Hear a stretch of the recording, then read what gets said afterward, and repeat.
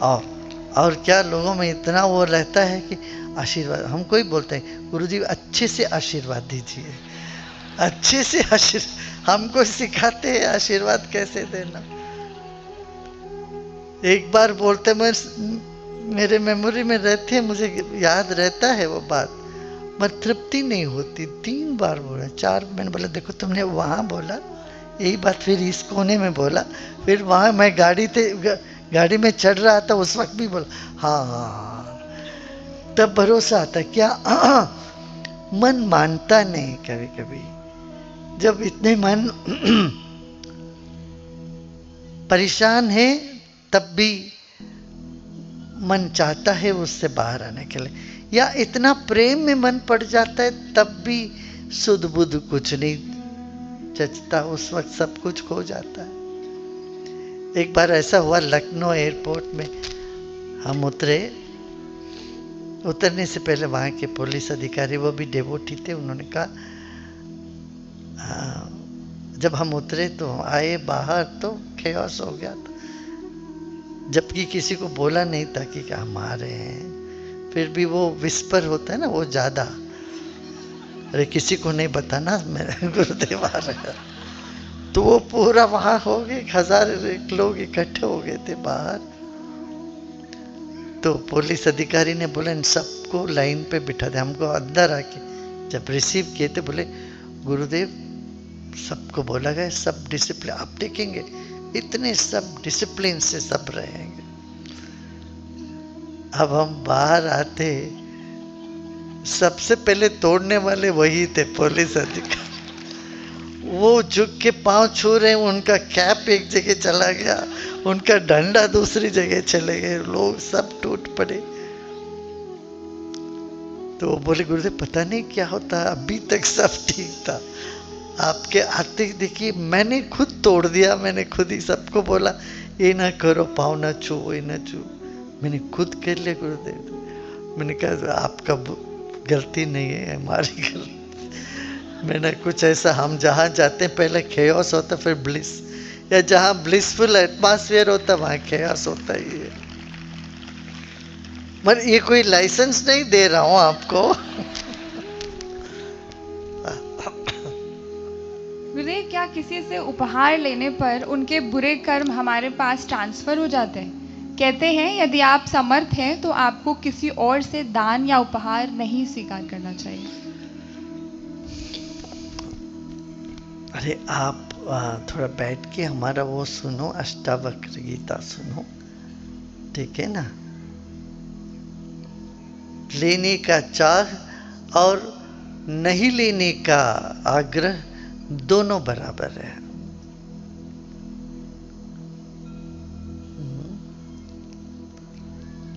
गुरुदेव एक किसी बार एक एयरप्लेन का ही एक और इंसिडेंस है। हम प्लेन से दिल्ली से कहीं जा रहे थे और प्लेन बीच में एक जगह हॉल्ट किया उसने। अब वो उन दिनों में ऐसा नहीं था, एरो ब्रिज वगैरह नहीं था, तो प्लेन हॉल्ट हुआ तो प्लेन से एक सज्जन उतरे, राजनेता। जब वो उतरे तो सारे लोग आके उनको माला पहनाने आए, और इधर से लोग हैं वो उधर भागे, उधर गए तो इधर गए, लोग पीछे पीछे पड़ते रहे माला उनको पहनाना, तो बोले नहीं नहीं मैं माला नहीं पहनूंगा। तो उन्होंने इतना आग्रह करके भागे, तो बाद में सब लोगों ने एक बच्चे को उठाया, उनको सब ने माला पहनाया। हम प्लेन पूरा डिले हो गए इस बात से। हमने कहा अरे भाई इतना ड्रामा क्यों कर दी थी, चलो लोग दे रहे हैं माला, वो ले लेते तो 10 मिनट में हो जाता खत्म, और माला नहीं पहनेंगे करके वहां चक्कर करते करते आधा घंटा लग गया। तो ये जो है दोनों आग्रह ठीक नहीं, कुछ चाहिए मुझे ये भी ठीक नहीं है, और नहीं नहीं चाहिए, नहीं चाहिए, मैं किसी चीज को छूऊंगा नहीं, वो भी। ये दोनों बालिश है, बालिश समझते हैं ना, बचकानी है। ठीक है एक स्तर पे ठीक है, उसके बाद जब आत्मज्ञान में बढ़ते हैं तो इन सब चीजों से निवृत्त होते हैं। ठीक है ना, काफी है ना। एक और प्रश्न पूछ। गुरुदेव, किसी भी पूजा में संकल्प लेते समय चावल और फूल ग्रहण करने का क्या महत्व है? चावल को अक्षत कहते हैं, माने जिसकी क्षति नहीं होती, जो कभी खत्म नहीं होता, समाप्त नहीं होता। एक धान है, चावल है, चावल खाते हो तो वो तुम्हारा जीव बन जाता है, और तुम्हारे जीव से फिर और जीव बनते हैं। जिसकी कोई नाश नहीं है उसको अक्षत कहते हैं, जिसकी कोई क्षति नहीं है।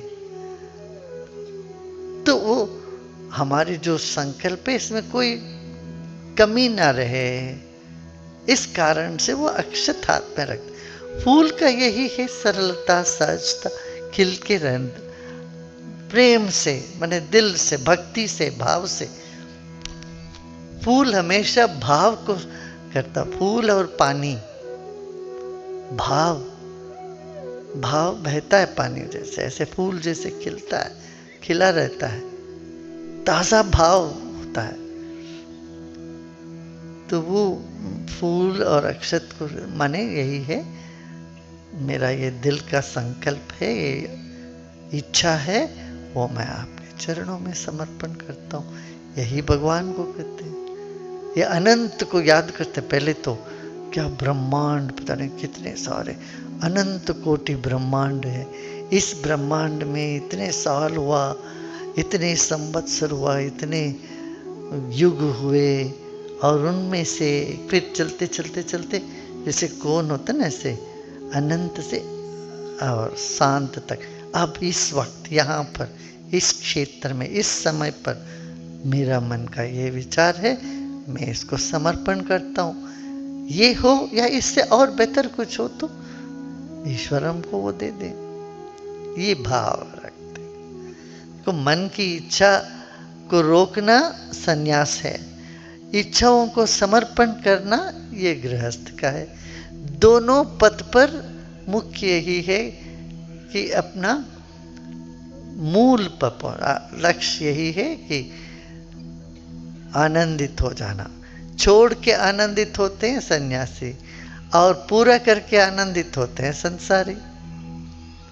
होना चाहिए। यदि भगवान में विश्वास है, ईश्वर में विश्वास है, वही। और ईश्वर को समर्पण करने से क्या, समाधि की सिद्धि होती, समाधि लगती। समाधि माने प्रसन्नता, मन शांत हो जाता है, प्रसन्न हो जाते हैं, वो भी इसका उपयोग है। ठीक है ना, इतना काफी आज। अभी और क्या?